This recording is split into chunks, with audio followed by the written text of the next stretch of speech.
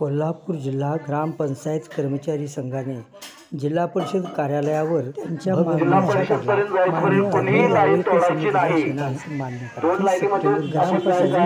नगर परिषद वाढीव किमान वेतन मार्च 2018 पासून लागू करा आणि वाढीव फरकाची रक्कम तात्काळ द्या. उत्पन्न आणि वसुलीची अट अतिशय जाचक आहे, ती रद्द करा. तसेच लोकसंख्येची अटसुद्धा जाचक आहे, ती रद्द करा. 10% आरक्षणाची भरती प्रक्रिया गतिमान करा आणि रिक्त पदे तात्काळ भरा.